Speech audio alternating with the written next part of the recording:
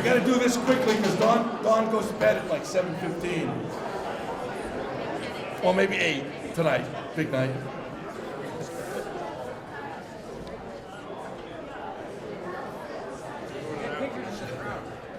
Well, I want to thank you all for, on behalf of Sugarloaf, for coming to celebrate Dawn's achievements, unbelievable achievements. 75 million, I don't know how they came up with that. Somebody had a slide rule. Certainly wasn't done with a calculator, but it doesn't make any difference to celebrate Dawn's great participation here at Sugarloaf for so many years. It's an honor for me to be a part of it. I'd like to first introduce Carl Strand, who's going to say a brief words. Try to say something nice about Dawn if you can, and then we'll go on from there.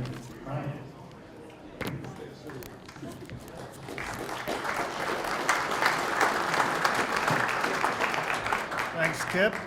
Everybody hear me? Welcome, Sugarloafers. Anybody ski today? It's been pretty good, huh? It's one of the best helpings I can remember. I'm sure you guys remember better ones, but had some great weather, some natural snow, and our new snowmaking upgrades really helped. We went from like 120 guns to 240, so making 4 trails at a time, so it's exciting. Hopefully you guys got a chance to look at what we're doing over in West Mountain. Some exciting stuff going on there. We're looking to open that lift in January. Had some setbacks this summer with all the rain. I think it was like 62 inches of rain. It's a crazy number. If we could just do that in the winter, it'd be awesome, right? Yeah. But this crew did a great job. We did a lot of it in-house, and it's all the snowmakers and the groomers created the trails, so now it's something they want to ski and groom too, so it's all going to be good. So I just want to welcome everyone. For tonight's, we are recognizing an original Sugarloafer.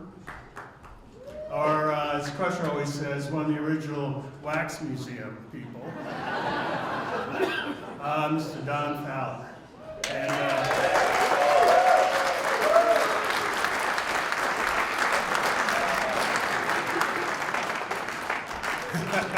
standing O.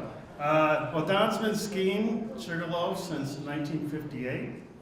He purchased his first season pass in 1966. I think I was walking. I may not have been. I'm still crawling by then. I guess he used to do some couch surfing with the Carries back in the day to get up here and some skiing. And George Carey, as you all know, went on to be president of Sugarloaf, so he had some good company back then. Many of us see him as a wise guy. He's a graduate of Harvard Law, and he claims that he skied more days at Sugarloaf than any other Harvard graduate before or after. So, congratulations.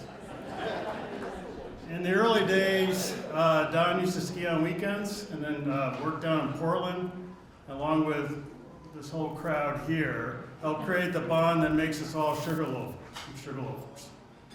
You'll hear, I'm sure, numerous stories later about what Don did with most of you. And what I truly like is his great dry sense of humor. It's hilarious. It makes me laughing all the time. Don's well liked. We all know that. He has his own bench outside of the Village Center locker room. No one has that, just Don. He also gets a party honoring how much he skied. No one gets that either. That's pretty awesome.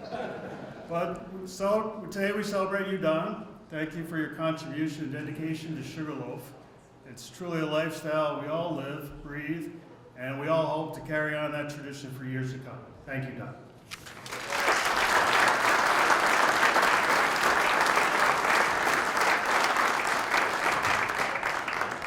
Well, believe it or not, Don, I know you'll be shocked at this. We have a few gifts for you tonight. Yeah. The transfer station has run out of skis. But there is a standing policy there now. For every 10 pair you get from the transfer station, somehow you get 1 pair free. Aaron?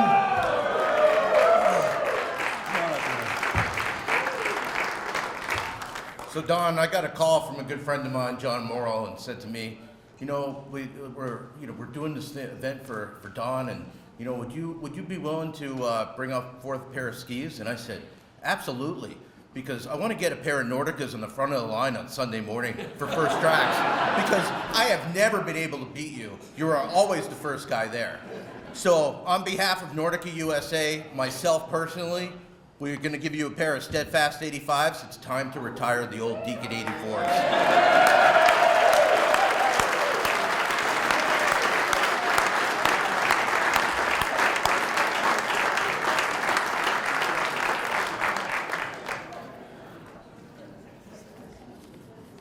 Don, those bindings are a little bit different. They're different than the Cubcos you have now.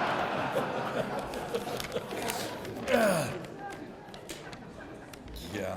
Now I'd like to introduce Glenn. Now this whole party here tonight brought to you by Sugarloaf, and anything that's left over from all your generous contributions here are going to go to the Ski and Snowboard Museum of Maine. I'd like to have Glenn come up and say a few kind words about them.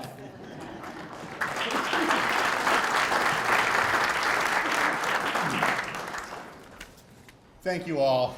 It's great to have a turnout like this. Yeah, we've been talking about doing this for Don for a while now, and it just felt so good to be working on this event. I'd like to thank Carl and his staff here at Sugarloaf for hosting this event. They've been great to work with. They really pulled all the details together for us, and that was very, very good for us. I would like to, you all know John Christie, and have probably seen his book. A lot of people nodding yes. So it was dedicated to Don. So I'd just like to take a moment and read this dedication. This is John Christie, and it says, "To my good friend Don Fowler, who more than anyone defines the meaning of the word sugarloafer. His devotion to skiing in general, and Sugarloaf in particular, is legendary. His reminiscences, wit, and occasional wisdom have been invaluable as I've reflected on our shared past at this very special place. Along with all my skiing buddies, past and present, Don has made returning to my roots at Sugarloaf the most enjoyable odyssey of my life."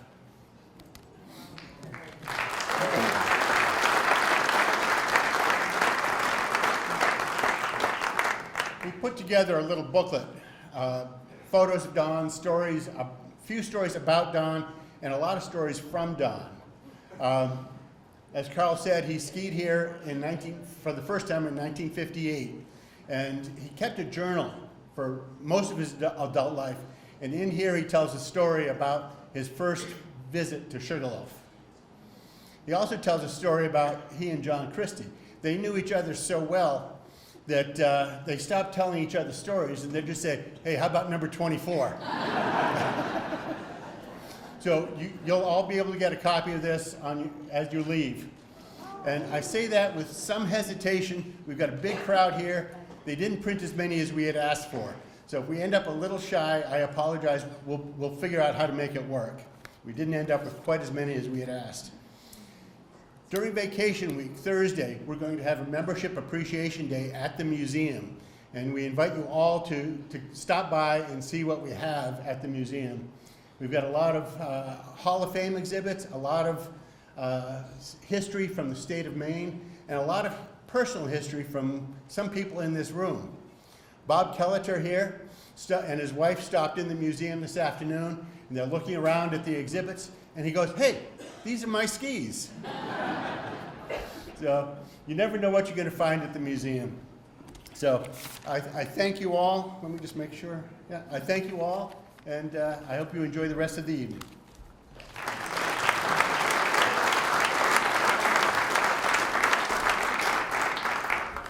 Thanks, Glenn. Now, Don doesn't do this all by himself, you know. Don has a family, believe it or not. I know you're shocked. Don has a family. Of course, his wife, Nancy, has put up with all this nonsense for so many years. Yeah, thank you.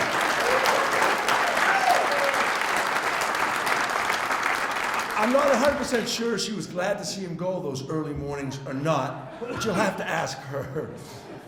And the first trip was always to Peter Roy's in the refrigerator downstairs, I think, just to get going. And then he has his daughter Siri. There she is, gorgeous Siri, and Lucy and Travis. And of course we have the 2 grandkids. Imagine that, the beat goes on. Grandkids, Hillary and Ned. Ned is going to be the photographer. Don has touched a lot of people as we've come through his life here at Sugarloaf. And one of them are the Pelletiers. And I'd like to have James and Tom come up and do a little brief talk about some of their adventures with Don.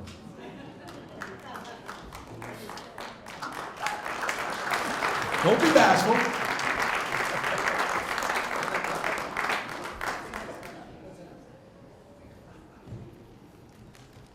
Good evening. Thanks, Kip. Based on the size of the crowd here tonight, it's clearly evident that Don Fowler has a great many friends. And undoubtedly, with all of those friends, there are some interesting stories about how folks first met Don. I think it's safe to say I have one of the more unusual stories about first meeting Don. About 45 years ago, the bank where I was working had hired Don and one of his partners at Pierce Atwood to handle a couple of large corporate financings. As you might expect, when you hire first-notch attorneys, everything went very smoothly. Almost. I hadn't been involved in the transactions at all.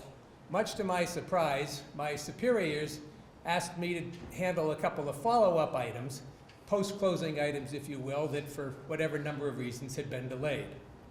Well, having more ambition than brains, I proceeded to fire off what can only be described as a really snarky letter to Don and his partner. Well, once again, quality attorneys, the issues got resolved in short order. Word also got back to the bank that Don and his partner weren't exactly impressed with the tone of my letter, that we could certainly do better. That was a lesson well learned, and I didn't write too many snarky letters thereafter. Well, having not been involved, never had met Don Fowler, 3 or 4 years later, one evening, Heidi and I were having dinner at Tafulio's. James was just a newborn, sleeping on the floor. A couple of fellows approached our table as we were finishing up. The first introduced himself as Dick Keenan, seemed like a nice guy. Second fellow introduces himself as Don Fowler. And I thought to myself, oh boy, this is going to get interesting. First words out of Don's mouth were to the effect, "You're the son of a biscuit that wrote that letter." I'm thinking to myself, this is going downhill really fast. Don then let me off the hook partially by saying, you know, that letter really was over the top, but you did raise 1 or 2 valid points. So we'll consider the score even, but I'm still ahead. At that point, I thought I had truly dodged the equivalent of the big one. Well, after that evening, it's safe to say that Don and Nancy, Lucy and Siri, Dick Keenan, became some of our very closest friends. By way of the third and fourth generation of Sugarloafers at our house, they've never known Sugarloaf without Don Fowler. I think you would all agree with me that Don clearly is central to the heart and soul of Sugarloaf. I can assure you, as it relates to our family, that is very true. With that, however you met Don Fowler on the front end, as long as you love skiing and love Sugarloaf, you clearly have a friend for life. And again, a lesson learned, don't write any snarky letters. James.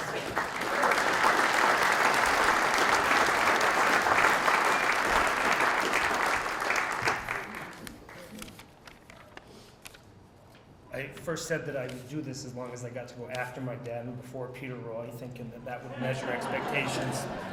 My dad's better at this than I thought he was. So my brother Sam lives in Seattle and can't be here, but if he was, he'd certainly be doing this with me tonight. And so we've kind of gone back and forth over the past couple of weeks trying to put together a few brief remarks. We've decided that our contribution tonight might be, as at least relative to this crowd, younger people in our perspective of Don. To most of you, Don is a peer, but at least for my brother and me, Don has filled a whole bunch of different roles throughout our lives. When we were really little kids, Don was just this like bigger than life character, just super exciting to be around. He had this great family, and tons of friends, and unlimited supply of dirty jokes. As we got older, Don became really kind of a mentor and a confidant, and was really always there for my brother and me whenever we needed him. As we got older, and as we're now men, the role that Don fills is, I think, the role that we value the most, and what I have a feeling is probably the reason that everyone's here tonight, which is that Don is a great friend. When condolences or congratulations are in order, you're going to get a phone call from Don Fowler. When you need someone to marry you, Don Fowler will do it. If you get into a little bit of legal trouble, Don will find a way to help you. And when you see a blue jacket hanging in the locker room at 10 o'clock on a Saturday morning, you know you've got a pretty good drinking buddy waiting for you upstairs. So skiing 75 million vertical feet is incredibly impressive. I think what at least is more impressive to me and my brother are probably the friendships made along the way to get to 75 million feet. So Don, congratulations, and thank you for showing us all what it looks like to be a good friend.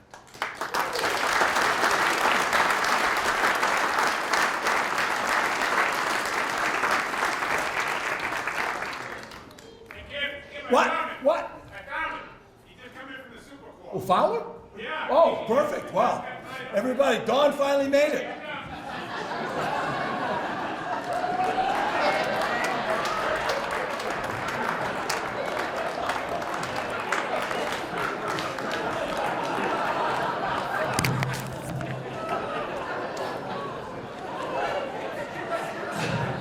Come on, everybody. You just got those from the transfer station, didn't you? I'm not good with technology. I'm allergic to it. I don't even know how to turn a light on. We still have gas lamps in our house. Phew, I made it. I got a little tangled up. Sorry I'm late. What's the story with the ropes? What happened? Well, it's not the first time. I wish someone would tell Carl and Crusher, that's a heck of a place over there by the Supercourt to put a lift line. Don't they know that's some of the best skiing on the mountain, you know? Oh, so this was the first time? This is that first time it happened? Not exactly. One time I rode up with a lift with the rope hanging on, and I think there was a slow skiing sign hanging too. But I've been known to make skiing a full contact sport. Well, do you have a few minutes to talk to us? I mean, Well, it's about 14 hours till the Superquad opens. I got a minute or two. okay. All right. Woo, hot. So, what's up with these skis? I mean, those new or what's going on with these skis? I didn't see those before. They're new to me. Where did you get them? It's hard to beat the prices at the Bigelow Mall. It's hard to beat the prices. By the way, I wish all these nice folks would start bringing some better stuff there. The pickings have been a little skimpy lately.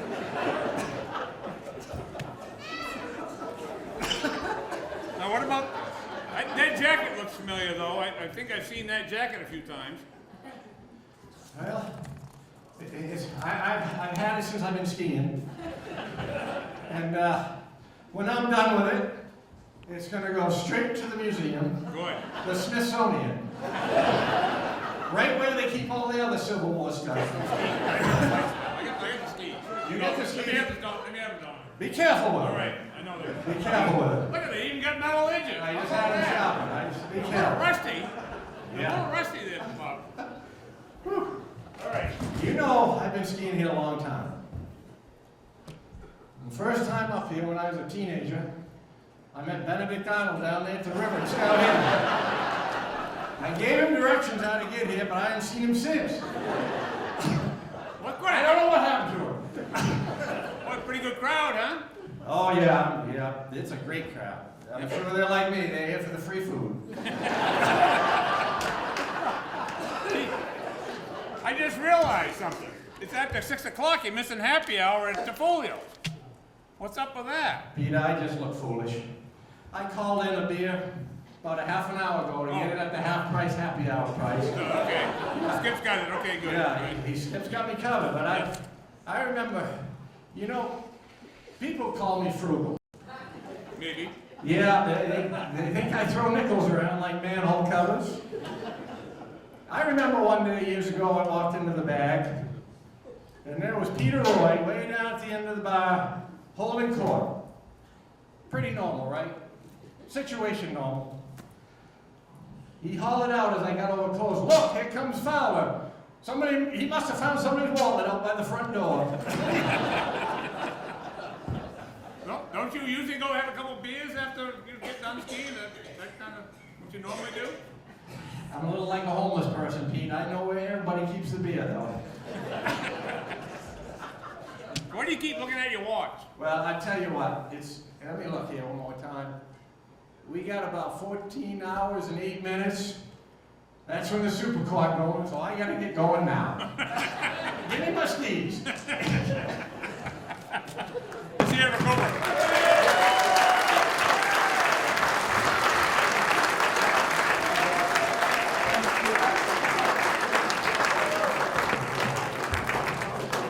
Thank you all for coming. This all came about because last summer Cooper was at my camp. We were having a couple adult beverages. And we came up with a stupid idea about Don Fowler and thought, geez, you know, he's probably skied more vertical feet than anybody ever has at Sugarloaf. And I started running some numbers and that thing, that's pretty amazing. So we said, you know, we ought to do something about that. Let's not do it after he dies, just do it now. So thank you all for coming. Cooper and I really appreciate everybody, and we'll pass it on to other people here, but I just personally wanted to say thanks. We put a lot of time and effort into it, and this has made it all worth it. Don, we all love you, buddy. My best friend.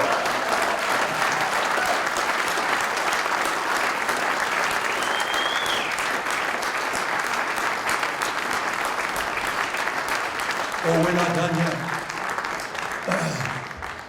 I had no idea the Cooper Friends was that guy. I mean, really. Andy, I think we need to, you know, SKI is his future. When I think of Don Fowler, there's one other of his cohorts that I think of that is, well, not always skiing, but a lot of time we like fondly call Mahogany Ridge at the bag. Yeah. And Peter, you still here? Or did he send him home already?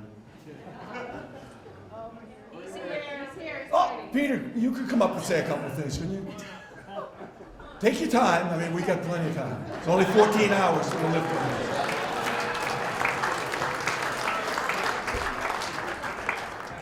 Peter told me that he had a fix for you downstairs, Don.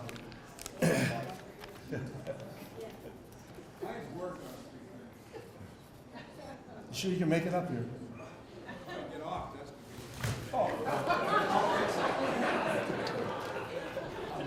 I'm only going to say a few things. 7 years ago. Shit, it's the wrong one. Donald's been a good friend for years. We've been good friends with most of you people for years. You know, we all come from somewhere else. I've always said that we end up living somewhere. We were born there, or we were working there, or spouses from there. Everybody's up here because they made a conscious decision to be here, to be part of this community. And it's people like Donald Fowler made it important. Now, those of you who have not had the ability to be blessed by him showing up on a Sunday morning saying, What do you mean you're out of clamato juice? We live in an imperfect world. I said, Don, did you ever consider bringing some?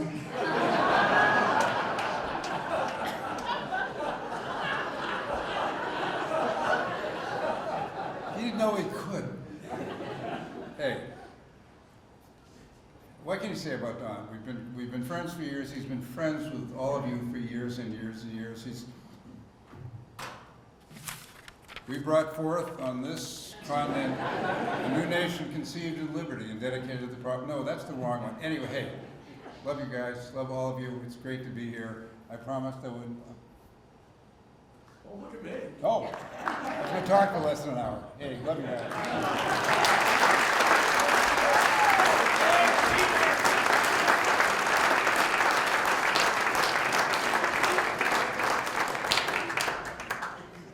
Don, Susan Myers made a few things for you that I wanted to, we're off schedule right now. But she did a wonderful stool. Look at this. Isn't this great? And it reads, Don Fowler skis 75 million vertical feet. And he even has a smiley face in the gondola.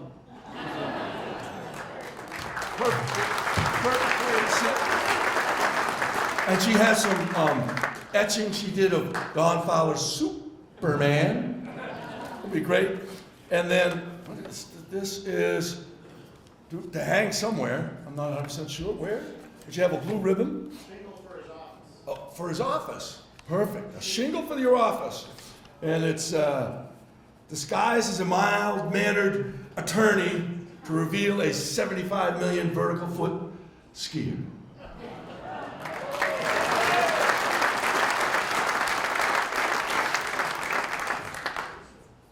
Now, Carl, Don, you think you can make it up here real quick? Because we got a couple of presents for you.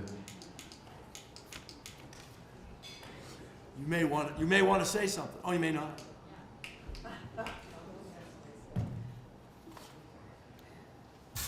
No running.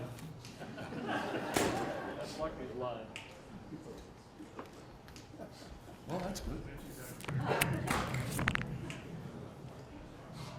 So Don put off his surgery Wednesday. This Wednesday? Yeah, to be here tonight. That's good. I like that effort. Good job, Don.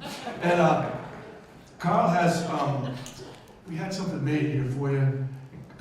Sugarloaf did, and they'd like to present this with you, for you.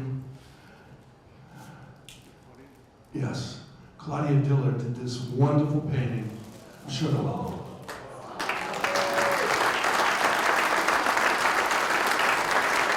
Thank you, Claudia.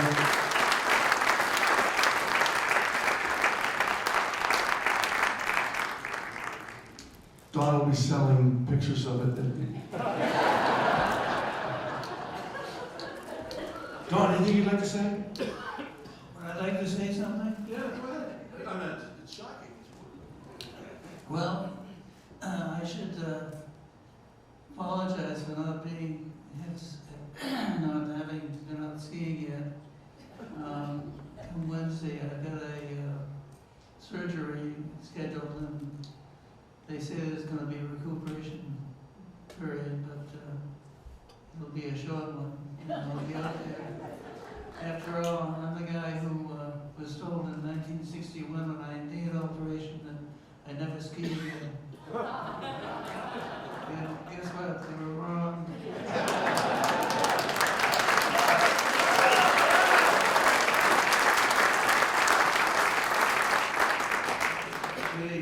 Thanksgiving, after they told me that, they opened up Cranmore on a Friday after Thanksgiving. I drove up there in the pouring rain, and I bought a single ticket on the snowmobile. And I went up and skied down in the rain and went home and said, there.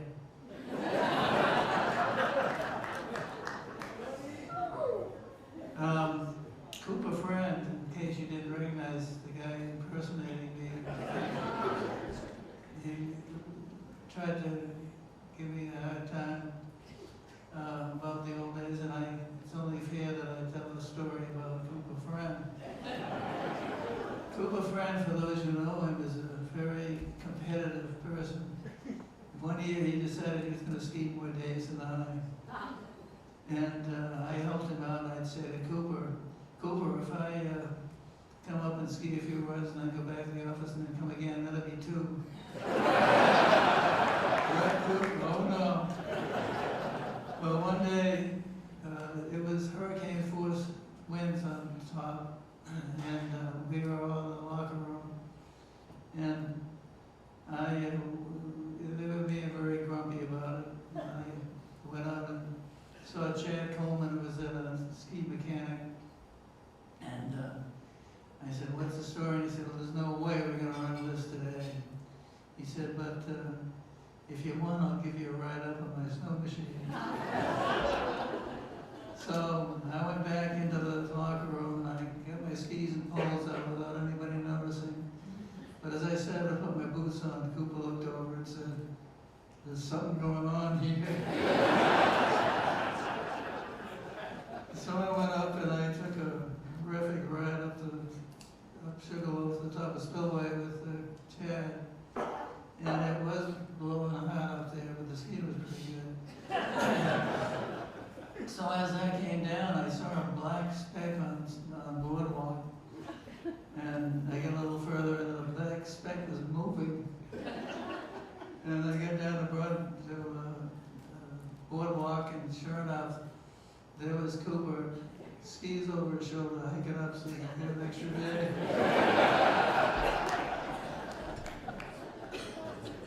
Well, it's true what some of the things that they said. One of the things they said was I was frugal, but I came by it naturally.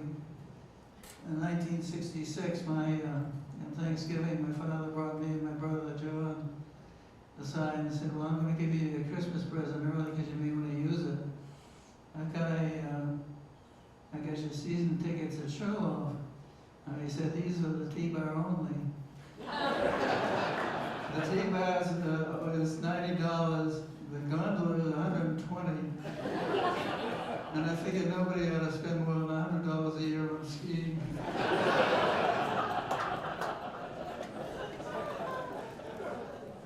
Well, I'm sure you heard enough stories tonight. So let me just thank you all, the Sugarloaf community, for all the good times that I've had at Sugarloaf.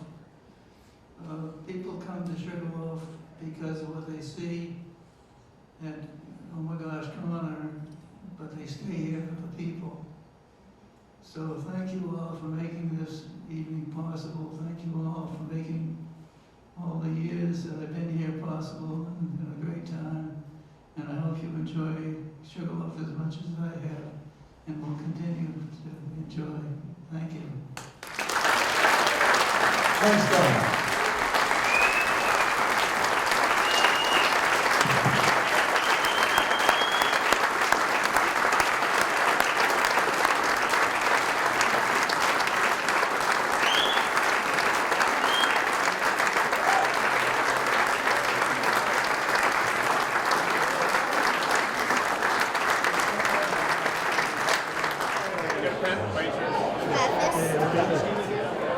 That is out of the back.